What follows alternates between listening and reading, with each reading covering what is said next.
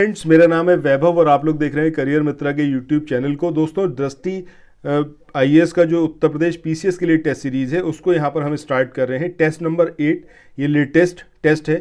सो इन test को complete करने के लिए आप लोग चैनल को सब्सक्राइब कर लें और नोटिफिकेशन बेल के आइकन को ज़रूर प्रेस कर लें।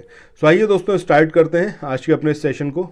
दोस्तों, आज के इस सेशन को स्टार्ट करते हैं क्वेश्चन नंबर 21 से। यहाँ पर पूछा गया है विश्व सिकल सेल रोग दिवस ये प्रत्येक वर्ष किस तारीख को मनाया जाता है। तो सही आंसर क्या आएगा आपका 19 जून। अब इस रोग के बारे में और इस दिवस के बारे में क्या कुछ है आइए देखते हैं।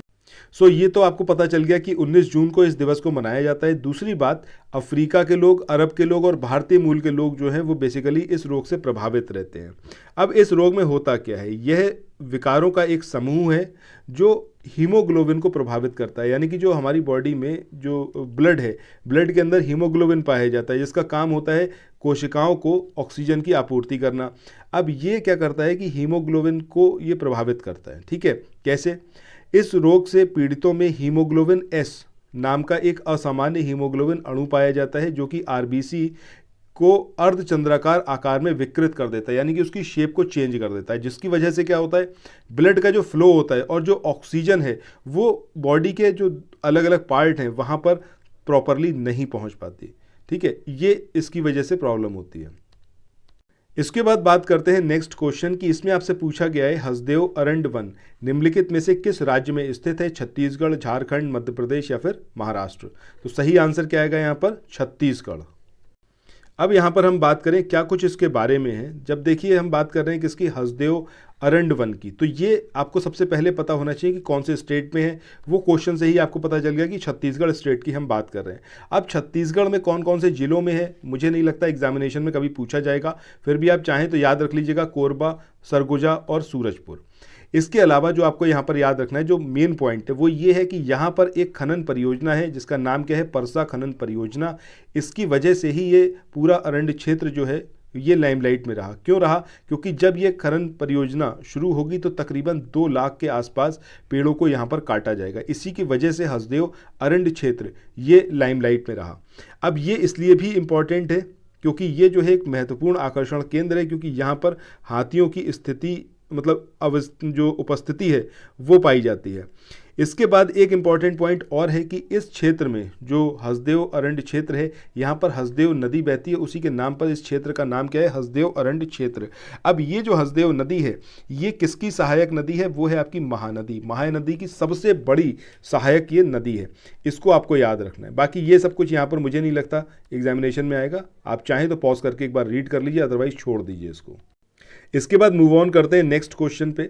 अगला क्वेश्चन है कि अंतर्राष्ट्रीय न्याय दिवस ये कब मनाया जाता है? 17 मार्च को, 14 सितंबर को, 14 नवंबर को या फिर 17 जुलाई। तो सही आंसर ऑप्शन डी आएगा, यानी कि 17 जुलाई को मनाया जाता है अंतर्राष्ट्रीय न्याय दिवस।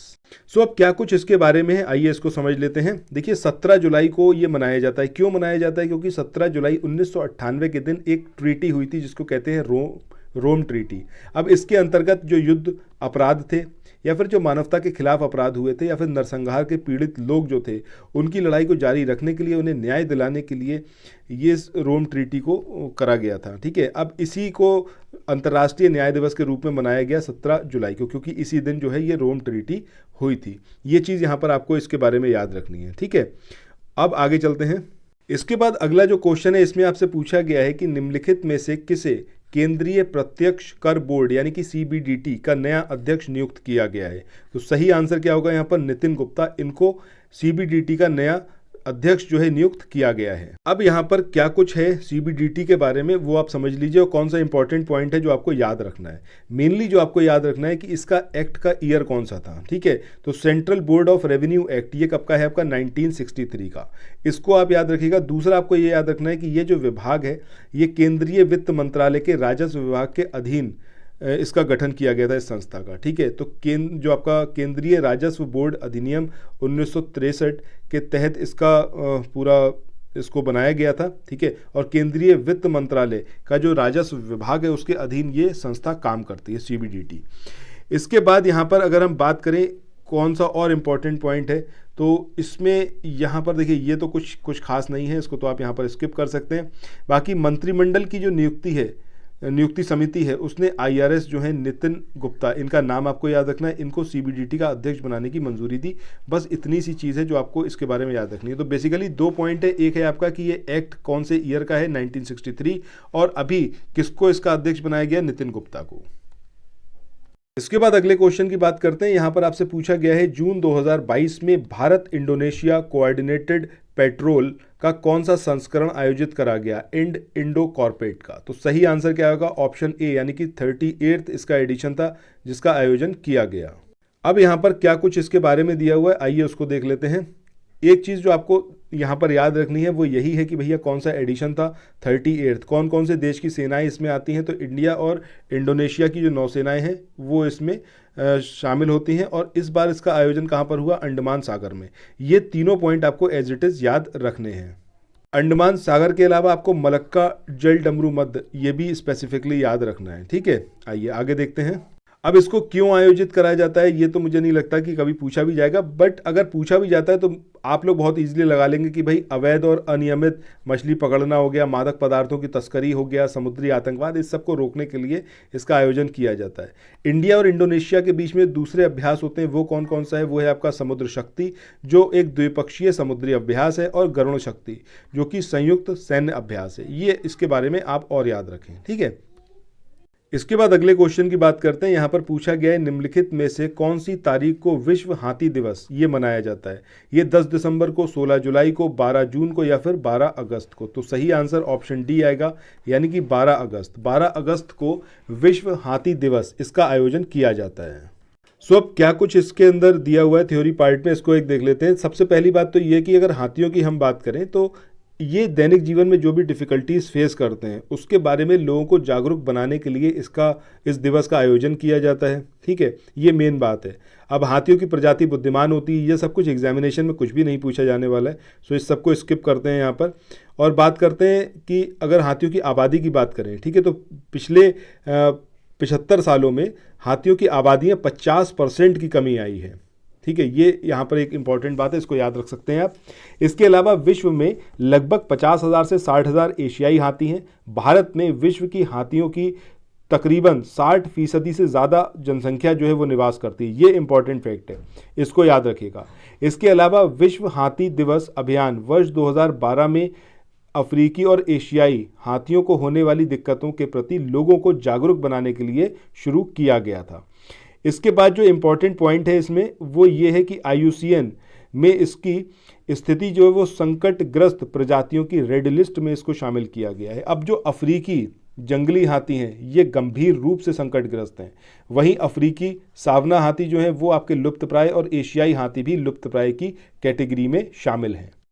इसके बाद अगले क्वेश्चन की बात करें। यहाँ पर आपसे पूछा गया है निम्नलिखित में से किस मंदिर को पांडो लैदान के नाम से भी जाना जाता है। तो सही आंसर होगा ऑप्शन ए, यानी कि मार्तंड सूर्य मंदिर। इसको जाना जाता है पांडो लैदान के नाम से। अब इसके बारे में क्या कुछ थ्योरी पार्ट में दिया हुआ है मार्तंड सूर्य मंदिर के बारे में, इसको और देख लेते हैं। पहली बात तो यही कि इसको पांडो लैदान के नाम से जाना जाता है, सूर्य भगवान को ये समर्पित है। ये चीज़ आपको याद रखनी है। भैया हिंदुओं का तो मंदिर है, ये तो आप समझ ही गए, इसके लिए तो कोई बात ही नहीं है। 8वीं शताब्दी ईस्वी के दौरान इसको बनवाया गया था, ये इंपॉर्टेंट फैक्ट है, इसको आपको याद यहाँ पर रखना है। इसके बाद इसका निर्माण करवाया किसने था, तो वो है आपके कारकोट राजवंश के जो तीसरे शासक थे ललितादित्य मुक्तापीड। देखिएगा आपको एग्जामिनेशन में ये देखने को मिल जाएगा, 100% आपको ये चीज़ एग्जामिनेशन में इस बार देखने को मिलने वाली है। इसके बाद इस मंदिर को नष्ट किसने करवाया, तो ये नाम आपको ज़रूर याद रखना है कि मुस्लिम शासक थे, इनका नाम था सिकंदर शाह मीरी। इनके आदेश पर इस मंदिर को नष्ट करवाया गया था, ठीक है। एग्जैक्टली ये है कहाँ पर, तो जम्मू कश्मीर में अनंतनाग से 5 मील की दूरी पर ये मंदिर स्थित है। अभी जो है ASI के संरक्षित स्मारकों में से एक है ये। उसके बाद अगले क्वेश्चन की बात करते हैं। यहाँ पर पूछा गया है कि लिस्बन घोषणा ये किससे रिलेटेड है, तो सही आंसर यहाँ पर क्या होगा, महासागरीय संरक्षण से संबंधित है लिस्बन घोषणा, ठीक है। अब क्या कुछ इसके बारे में दिया है थ्योरी पार्ट में, आइए उसको देखते हैं। पहला पॉइंट जो आपको यहाँ पर याद रखना है वो है संयुक्त राष्ट्र यानी कि UN महासागर सम्मेलन 2022 को दुनिया के महासागर पारिस्थितिकीय तंत्र के संरक्षण और निर्वाह के उद्देश्य से वैश्विक सहयोग सुनिश्चित करने हेतु आयोजित किया गया था। सो ये जो सम्मेलन आयोजित करा गया था वो किस लिए करा गया था कि जो महासागर की जो आपका इकोसिस्टम है पूरा, उसको संरक्षित किया जा सके और उसमें जो है लोगों को जागरूक भी बनाया जा सके और वैश्विक सहयोग जो है उसको सुनिश्चित किया जा सके। अब कब से कब तक इसका आयोजन करा गया, तो 27 जून 2022 से 1 जुलाई 2022 तक लिस्बन में इस सम्मेलन की सह मेजबानी ये किसने करी, केनिया और पुर्तगाल ने करी।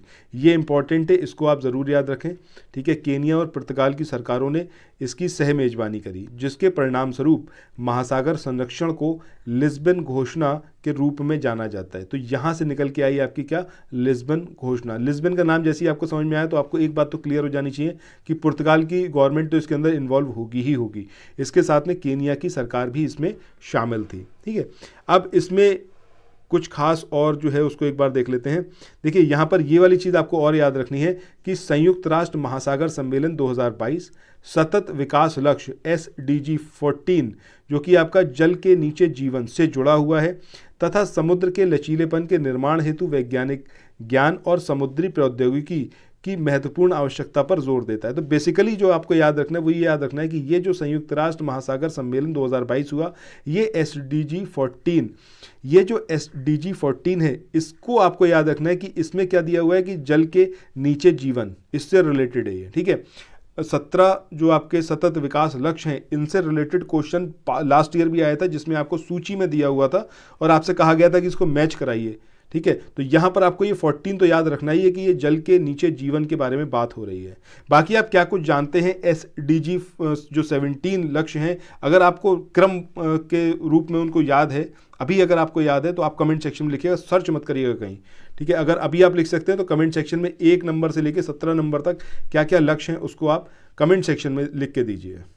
इसके बाद अगले क्वेश्चन की बात करते हैं। यहाँ पर आपसे पूछा गया है कि निम्नलिखित में से किस वर्ष में मेरठ जिले की उद्घोषणा हुई थी। अब ये 1803 में हुई थी, 1856 में, 1906 या फिर 1947। तो सही आंसर क्या आएगा, ऑप्शन ए, यानी कि 1803 में मेरठ जिले की उद्घोषणा हुई थी। तो अब क्या कुछ यहाँ पर थ्योरी में दिया हुआ है, आइए इसको देख लेते हैं। यहाँ पर है कि 1803 में अंग्रेजों द्वारा मेरठ को जिला बनाया गया था, ये वाली बात यहाँ पर सही है। अब मेरठ जिले से एसोसिएटेड कौन कौन से यहाँ पर जिले हैं वो आपको पता होनी चाहिए कि उत्तर दिशा में मुजफ्फरनगर है, दक्षिण की बात करें तो गाजियाबाद और हापुड़ है, पूर्व में बात करें तो बिजनौर और अल्मोड़ा है और पश्चिम में बात करें तो बागपत जिला है। तो इस तरीके से मेरठ जो है इन जिलों से घिरा हुआ है। आपको ये जिले एज इट इज़ भी याद रखने और दिशा वाइज अगर याद रख सकते हैं तो बहुत ही अच्छी बात है। अदरवाइज आपको मुजफ्फरनगर, गाजियाबाद, हापुड़, बिजनौर और बागपत और अमरोहा ये सारे जिले एज इट इज़ याद रखने हैं, ठीक है। अब बाकी हम मेरठ की बात करें तो भैया वो जो क्रांति हुई थी 1857 की वो तो आप सबको बहुत अच्छे से पता होगा, उसके बारे में क्या ही बोलें, ठीक है। अब मेरठ से कौन कौन सी नदियां प्रवाहित होती हैं ये आप ज़रूर याद रखिएगा कि हिंडन नदी है, कृष्णा और नीम, ये नदियां हैं जो मेरठ से प्रवाहित होती हैं और मेरठ को भारत का खेल शहर भी कहा जाता है, ये इंपॉर्टेंट है। मेरठ मंडल की बात करें तो इसके अंदर 6 जिले आते हैं। वो कौन कौन से 6 जिले हैं, बागपत है, बुलंदशहर है, गौतम बुद्ध नगर है, गाजियाबाद है, हापुड़ है और मेरठ है, ठीक है। ये इस तरीके से 6 जिले हैं जो मेरठ मंडल के अंतर्गत आते हैं।